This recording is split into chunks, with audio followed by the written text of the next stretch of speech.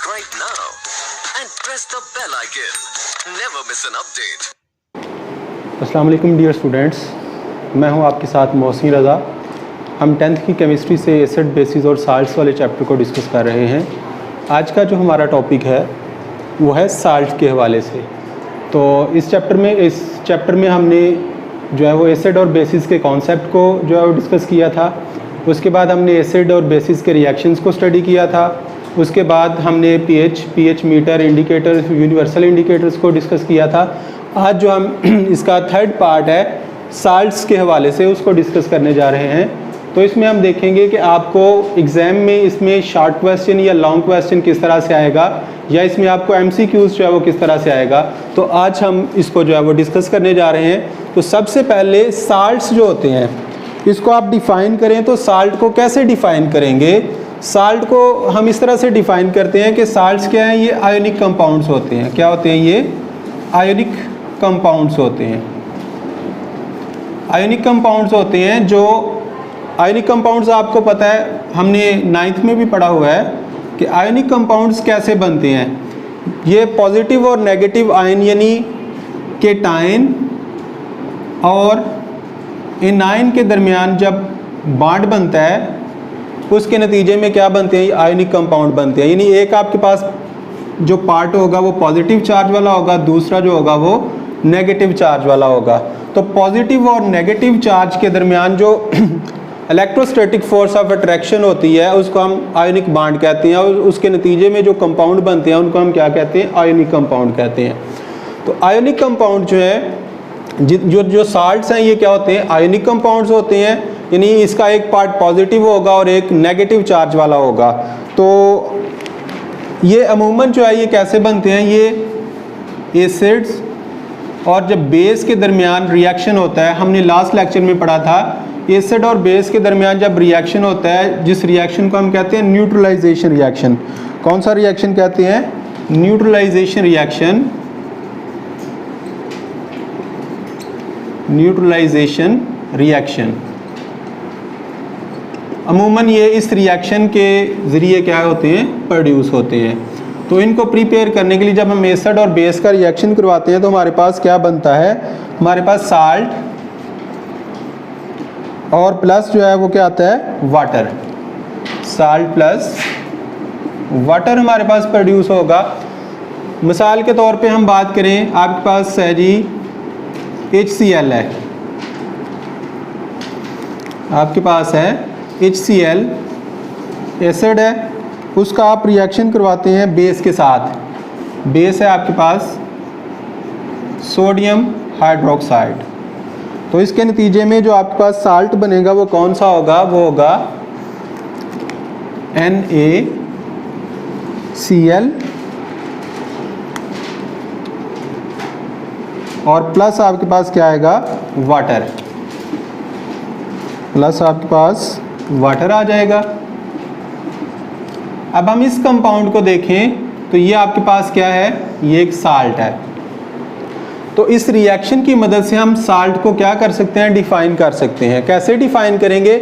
आप देखें, ये जो सोडियम हाइड्रोक्साइड है इसमें से कौन सी चीज़ साल्ट में जा रही है? Na। कौन सी चीज़ जा रही है? ये कहाँ से आई है? ये आपके पास आई है बेस से। कहाँ से आई है? बेस से आई है। और ये जो क्लोराइड आयन है ये कहाँ से आया है? ये एसिड से आया है। ये जो पार्ट है ये कहाँ से आया है? एसिड से हमारे पास आया है। तो हम ये कहते हैं कि जो साल्ट है ये आयनिक कंपाउंड है। एक इस पे पॉजिटिव चार्ज वाला, एक इसमें पॉजिटिव चार्ज वाला आयन होगा और एक नेगेटिव चार्ज वाला होगा। हम बात करें जो मेटेलिक पार्ट है, इसको हम कहते हैं कि ये कौन सा पार्ट है? ये मेटल है या मेटेलिक पार्ट है। मेटेलिक पार्ट जो होता है एसिड का और साल्ट का वो कहाँ से आता है? वो आता है बेस से। और ये जो कैटायन, ये जो एनायनिक है, ये जो नेगेटिव वाला पार्ट होगा ये किससे आता है? ये एसिड से आता है। तो हम ये कहते हैं कि ये जो साल्ट जो होता है ये दो तरह के आयन से मिलके बनता है। एक को हम कहेंगे केटायन, ये जो आपके पास होगा ये क्या होगा? केटायन। और ये वाला जो पार्ट होगा ये आपके पास क्या होगा? एनायन। ये आपके पास आ गया एनाइन। तो आपने ये देखा कि जब साल्ट बनता है तो साल्ट का जो एक पार्ट है वो कहाँ से आता है, बेस से। वो कौन सा होता है, वो मेटालिक पार्ट होता है। और जो दूसरा पार्ट है वो कहाँ से आता है, वो एसिड से आता है। ये आपके पास क्या होगा, एनाइन। और जो मेटल का जो होगा आयन, ये क्या होगा, केटाइन। तो हम साल्ट में कहते हैं कि एक उसका पार्ट जो है वो बेस से आया, दूसरा एसिड से आया। जो बेस से आएगा उसको हम क्या कहेंगे, बेसिक रेडिकल। क्या कहेंगे इसको, एक इसका नाम जो आपके पास आ जाएगा वो क्या आ जाएगा, बेसिक रेडिकल। ये क्या होगा, बेसिक रेडिकल या बेस रेडिकल आप इसको कह सकते हैं। और आपके पास ये जो है ये आपके पास क्या आ जाएगा, एसिड रेडिकल या एसिडिक रेडिकल। तो मैं आपको दोबारा ये बताता हूँ कि जब एसिड और बेस के दरमियान रिएक्शन होता है तो आपके पास एक साल्ट बनता है और वाटर बनता है। अगर हम साल्ट को देखें तो हमने कहा है कि ये आयोनिक कंपाउंड है, इसमें एक पॉजिटिव चार्ज है और एक नेगेटिव चार्ज है। पॉजिटिव चार्ज वाला जो आयन है ये क्या है, ये मेटल आयन है। और ये कहाँ से आता है, ये बेस से आता है। तो इसको क्या कहेंगे, केटाइन। और बेस से आता है और इसको क्या कहेंगे, बेसिक रेडिकल या बेस रेडिकल। जबकि आपके पास जो दूसरा पार्ट है वो कहाँ से आता है, वो एसिड से आता है। और एसिड से जो आता है आपके पास पार्ट, उस पर कौन सा चार्ज होता है, नेगेटिव चार्ज होता है। और नेगेटिव चार्ज वाले पार्ट को हम क्या कहते हैं, ये एसिडिक रेडिकल है, ये इनाइन है और एसिडिक रेडिकल है। तो ये यहाँ पे आपने तीन चीज़ें जो हैं वो याद रखनी है कि मेटल जो है, मेटल वाला पार्ट है वो बेस से आता है, जो दूसरा पार्ट है वो एसिड से आता है। मेटल वाला जो पार्ट है उसको हम कहते हैं ये केटाइन है, इस पे पॉजिटिव चार्ज होता है। चूंकि जो आयनिक कंपाउंड होते हैं, ये जो साल्ट होते हैं ये आयनिक कंपाउंड होते हैं। तो जो मेटल वाला पार्ट है इस पे पॉजिटिव चार्ज होता है, ये केटाइन होगा। और ये बेस से आता है, ये क्या होगा, बेसिक रेडिकल होगा। और जो दूसरा पार्ट है उस पर नेगेटिव चार्ज होगा, उसको आप क्या कहेंगे, एनाइन कहेंगे। और वो क्या होगा, एसिडिक रेडिकल होगा, क्योंकि वो कहाँ से आता है, एसिड से आता है। तो यहाँ पे आप इसको क्या कर सकते हैं, साल्ट को डिफाइन कर सकते हैं। उसके अलावा अगर हम इसकी प्रॉपर्टीज़ देखें, साल्ट जो साल्ट होता है आपके पास, इसकी प्रॉपर्टीज़ की बात करें तो प्रॉपर्टीज़ में हम ये देखते हैं कि आपके पास जितने भी आयनिक कंपाउंड होते हैं, जितने भी आयनिक कंपाउंड होते हैं, ये किस फॉर्म में पाए जाते हैं, ये 3 डायमेंशनल इनकी स्ट्रक्चर होती है और ये क्रिस्टलाइन फॉर्म में पाए जाते हैं। क्या होते हैं, ये क्रिस्टलाइन फॉर्म में एग्जिस्ट करते हैं। आपने पढ़ा हुआ है कि सॉलिड दो तरह के होते हैं, एक अमॉर्फस सॉलिड होते हैं और एक क्रिस्टलाइन सॉलिड होते हैं। क्रिस्टलाइन सॉलिड कौन से होते हैं, जिनमें जो पार्टिकल या जो आयन होते हैं, आयंस होते हैं, उनकी जो अरेंजमेंट होती है वो रेगुलर अरेंजमेंट होती है, 3 डायमेंशनल अरेंजमेंट होती है। तो वो क्या होते हैं, क्रिस्टलाइन होते हैं। और जिसमें रेगुलर अरेंजमेंट नहीं होती, ऐसे सॉलिड्स को हम कहते हैं ये अमॉर्फस सॉलिड है। तो यहाँ पे जो आयनिक कंपाउंड होंगे ये आपके पास क्या होंगे, क्रिस्टलाइन फॉर्म में पाए जाते हैं। ये आ गया आपके पास दूसरी प्रॉपर्टी। अगर हम इसकी देखें तो ये आपके पास क्या होते हैं, इनका जो आयनिक फॉर्म में यानी सॉल्यूशन फॉर्म में ये क्या करेंगे, ये कंडक्टर का काम करेंगे। हमने पहले भी डिस्कस किया था, ऐसे कंडक्टर जो जिनमें से करंट जो है वो कंडक्ट हो, किसकी वजह से, आयंस की वजह से, ऐसे कंडक्टर को हम क्या कहते हैं, इलेक्ट्रोलिटिक कंडक्टर। क्या कहते हैं, इलेक्ट्रोलिटिक कंडक्टर।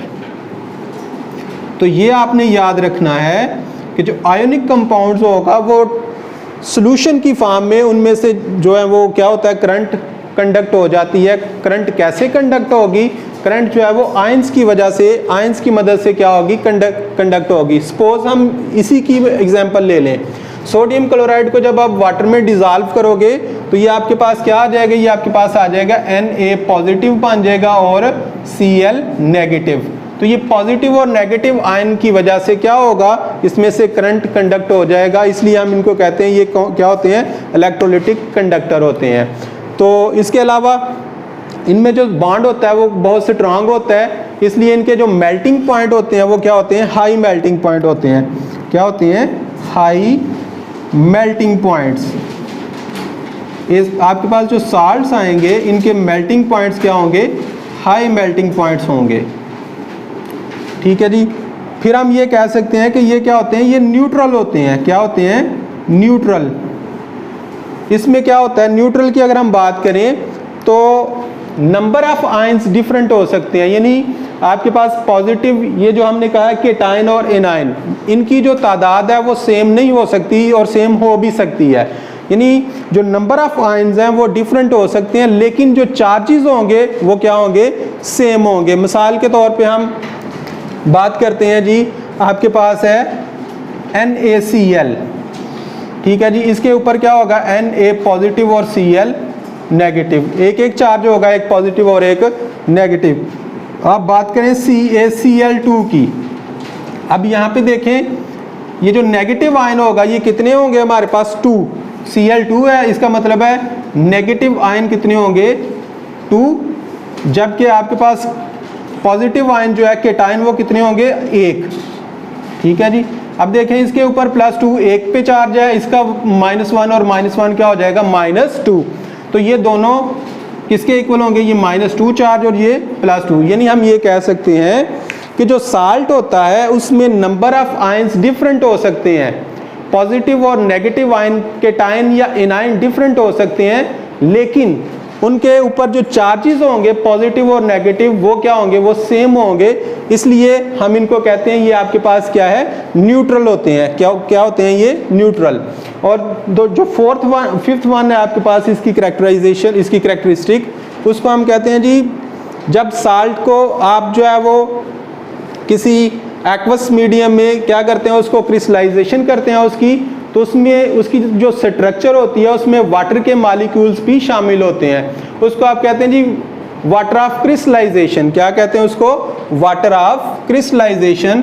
तो पांचवी जो कैरेक्टरिस्टिक है इसकी, पांचवी जो इसकी प्रॉपर्टी है साल्ट की, वो क्या होगी, वो ये होगी कि आपके पास जो साल्ट्स होते हैं ये अमूमन इनमें क्या होता है, वाटर ऑफ क्रिस्टलाइजेशन भी पाया जाता है, जो उसकी शेप को क्या करता है, शेप को डिटरमिन करने में उसका किरदार होता है। आप उसको जो है जब उसमें वाटर ऑफ क्रिस्टलाइजेशन का जिक्र करेंगे तो आप उसको वाटर के मॉलिक्यूल के बगैर नहीं लिखेंगे। तो ये आपके पास जो है क्या पांचवी जो इसकी प्रॉपर्टी है वो क्या आ जाएगी कि इसमें क्या होगा, water of crystallization, water of crystallization, ठीक है जी। वाटर ऑफ क्रिस्टलाइजेशन मैंने आपको बताया कि हम उसमें क्या करते हैं, उसमें जैसे आप कॉपर सल्फेट की बात करते हैं तो इसमें 5 मोल किसके होंगे, वाटर के होंगे। तो ये जो है ये वाटर ऑफ क्रिस्टलाइजेशन है, जब इसको प्रिपेयर करते हैं तो ये इसकी स्ट्रक्चर का हिस्सा होता है, आप इसके बगैर इसको कभी भी नहीं लिखेंगे। तो जब इसको लिखेंगे तो ये क्या है, वाटर ऑफ क्रिस्टलाइजेशन। तो ये आपकी क्या है, प्रॉपर्टीज हैं साल्ट की। क्या होता है, ये आयनिक कंपाउंड होते हैं, आयनिक कंपाउंड जो है इनमें स्ट्रॉन्ग बॉन्डिंग होती है, आयनिक बॉन्डिंग होती है, और आयनिक बॉन्डिंग जो है उसके नतीजे में जो कंपाउंड बनते हैं हम उनको कहते हैं आयनिक कंपाउंड। और आयनिक कंपाउंड जो होते हैं उनकी जो अरेंजमेंट होती है वो 3 डायमेंशनल अरेंजमेंट होती है, क्रिस्टल लैटिस की फॉर्म में पाए जाते हैं, तो क्रिस्टलाइन फॉर्म में पाए जाते हैं। और इनमें जो होता है ये जो सॉलिड फॉर्म में होंगे तब इनमें करंट कंडक्ट नहीं करेगा, जब ये मोल्टन फॉर्म में या एक्वस फॉर्म में होंगे, सॉल्यूशन की फॉर्म में होंगे, तब इनमें से करंट जो है वो कंडक्ट होगी। क्यों कंडक्ट होगी, क्योंकि सॉलिड फॉर्म में इनमें जो अट्रैक्शन है वो क्या होती है, स्ट्रॉन्ग अट्रैक्शन होती है। तो स्ट्रॉन्ग अट्रैक्शन की वजह से आयंस जो होते हैं वो फ्री नहीं होते, वो करंट को कंडक्ट नहीं करेंगे। तो सॉल्यूशन फॉर्म में या मोल्टन फॉर्म में क्या होता है, आयंस प्रोड्यूस होते हैं और आयंस की वजह से करंट जो है वो कंडक्ट होती है। और नेक्स्ट हमने कहा कि इनके जो मेल्टिंग और बॉइलिंग पॉइंट होते हैं वो क्या होते हैं, हाई होते हैं, क्योंकि बॉन्डिंग जो है वो बहुत स्ट्रांग होती है इनमें। नेक्स्ट हमने कहा है कि ये क्या होते हैं, न्यूट्रल होते हैं। हमने ये देखा कि इनमें जो केटाइन और एनाइन होते हैं वो डिफरेंट हो सकते हैं, यानी एसिड और बेसिक रेडिकल डिफरेंट हो सकते हैं, लेकिन उनके जो चार्जेस होंगे वो क्या होंगे, सेम होंगे। तो नेगेटिव और पॉजिटिव चार्जेस सेम होंगे। और फिफ्थ वन हमने ये कहा कि इसमें जब इनको प्रिपेयर करते हैं तो कुछ साल्ट अपने साथ जो है वो वाटर ऑफ क्रिस्टलाइजेशन लेते हैं, उसको हमने लाजमी लिखना होता है, क्योंकि वो उसकी शेप को क्या करते हैं, उसको जो है वो डिटरमिन करते हैं, उसकी शेप को, उसकी स्ट्रक्चर को डिटरमिन करने के लिए उस वाटर के मॉलिक्यूल जो होते हैं जो क्रिस्टलाइजेशन की फॉर्म में उनके साथ उसके साथ जुड़ते हैं साल्ट के साथ, तो उनका उसकी स्ट्रक्चर को डिटरमिन करने के लिए क्या होता है, अहम किरदार होता है। तो इसको हम कहते हैं कि इनमें वाटर ऑफ क्रिस्टलाइजेशन जो है वो भी इस तरह से पाया जाता है। तो ये इसकी जो है वो है प्रॉपर्टीज हैं। नेक्स्ट जो है आपके पास साल्ट की जो है वो 2 टाइप्स हैं। एक हम कहते हैं जी आपके पास क्या है, सॉल्युबल साल्ट है और इनसॉल्युबल साल्ट है। तो साल्ट की जो टाइप्स हैं प्रिपरेशन के लिहाज से हमने 2 तरह की रखी हुई हैं। एक है आपके पास साल्ट्स जो होते हैं ये 2 तरह के हैं। एक आपके पास क्या है, सॉल्युबल साल्ट, और दूसरा जो है वो क्या है, इनसॉल्युबल साल्ट। तो सॉल्युबल साल्ट्स क्या होते हैं, जिनको हम अक्सर जो है वो किसमें, एक्वस मीडियम में क्या करते हैं, प्रिपेयर करते हैं। और ये जो इनसॉल्युबल साल्ट होते हैं ये आप कैसे प्रिपेयर करते हैं कि 2 आप जो एक्वस सॉल्यूशन होते हैं साल्ट्स के उनको आपस में मिक्स कर देते हैं, तो उनमें से आपके पास एक जो साल्ट बनता है वो इनसॉल्युबल फॉर्म में होता है। तो नेक्स्ट जो हमारा लेक्चर होगा हम सॉल्युबल साल्ट और इनसॉल्युबल साल्ट में डिफरेंस देखेंगे और साथ हम क्या करेंगे, इसकी प्रिपरेशन जो है उसके मेथड्स को डिस्कस करेंगे। तो ये था आज का हमारा लेक्चर जिसमें हमने जो है वो साल्ट की को डिफाइन किया है कि साल्ट को डिफाइन कैसे करते हैं, इसमें एसिडिक रेडिकल कौन सा होता है, बेसिक रेडिकल कौन सा होता है, केटाइन कौन सा होता है, एनाइन कौन सा होता है, इसको नाम कैसे देना है। नाम आपने याद रखना है कि आपका जो साल्ट होगा, सपोज आपके पास हमने NaCl की ही बात की थी, तो NaCl जो होता है हमने कहा था कि इसका ये जो एक है ये मेटल पार्ट है, Na जो पॉजिटिव होगा सोडियम, ये कहाँ से आएगा, ये मेटल से, मेटल होगा ये कहाँ से आएगा, बेस से। तो जो मेटल वाला पार्ट है वो, और दूसरा आपके पास हमने लिया था HCl, क्या लिया था, HCl। तो इसका ये जो दूसरा पार्ट है ये कहाँ से आता है, एसिड से आता है, ठीक है जी। तो इसको नाम कैसे देना है, नाम देने के लिए सबसे पहले आपने क्या करना है, मेटल का नाम लिखना है। सोडियम, मेटल है आपके पास सोडियम, और ये जो एसिड का पार्ट है इसको आपने क्या देना है, सोडियम क्लोराइड। ये आपके पास जो एसिड का पार्ट होगा उसको क्या कहेंगे, सोडियम क्लोराइड। इसी तरह से आपके पास एक और साल्ट है, वो है आपके पास zinc sulphate, ZnSO4, zinc sulphate. तो ये आपके पास क्या है, मेटल है, और ये कहाँ से आया आपके पास, एसिड की तरफ से ये आया आपके पास पार्ट। तो इसका नाम क्या होगा, मेटल का नाम पहले उसी तरह से लिखेंगे हम, जिंक, और ये जो एसिड से आया इसको आप, सल्फ्यूरिक एसिड से आता है तो इसको आप क्या कहेंगे, सल्फेट। तो इस तरह से आप इसको साल्ट को क्या करते हैं, नाम देते हैं। और हमने इसकी प्रॉपर्टीज़ को डिस्कस किया। तो ये था आज का हमारा लेक्चर।